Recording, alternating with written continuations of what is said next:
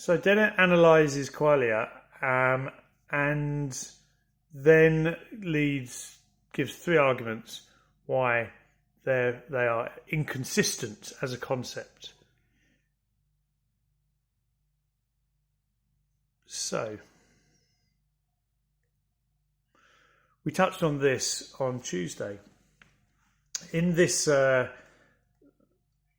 argument, Dennett invites us to consider the case where you have someone in hospital who's having a major operation and is given lots of morphine, maybe having a leg amputated, and people have reported this phenomenon of reactive dissociation. And what we mean by that is that when the patient has had the operation, has had the leg chopped off, whatever, given loads of morphine, when asked, can you feel pain? The patient says, yes, I can feel pain. But it's not unpleasant. It's a kind of tingly feeling. Oh, it's not a bad pain. And so we have this case where someone is receiving pain, but yet they're something that clearly should cause pain, and they're saying no, this is it's not an unpleasant pain. And so then it invites us to think, well, what's going on in this situation? Well, either the person is mistaken, he thinks he's in pain and he's not.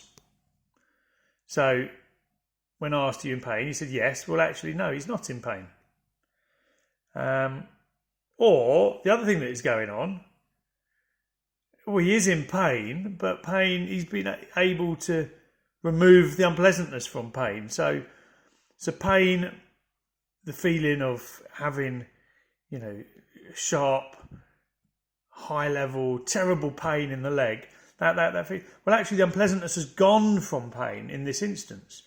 Obviously, this isn't a normal situation, but the point is this can happen. So Dennett then says, well, therefore, there's a problem there. If we look back at his definition, that qualia have an intrinsic nature which is unanalyzable, they're directly accessible through introspection, they're private, they cannot be communicated to others, and our apprehension of qualia is infallible.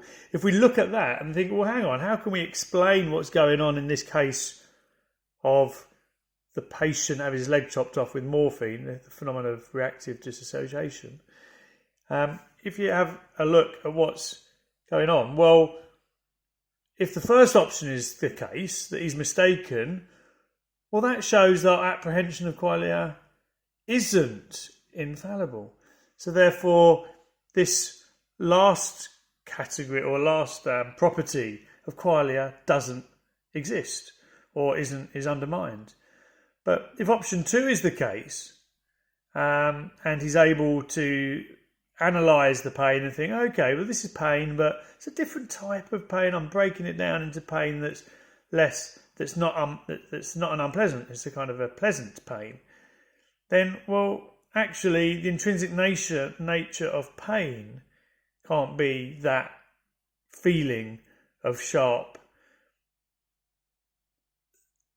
uncomfortable sensation, which is the unanalysable qualia of pain, supposedly. So Dennett thinks this proves a problem and undermines this notion of qualia as being incoherent. What I'd now like you to do is turn to page 229, just have a read of the experimenting with ideas. There's 2 different scenarios that I want you to consider. Spend a bit of time doing that, thinking about them, and then return to the 4th video. Sorry, then return to the 3rd video, which I'll put online.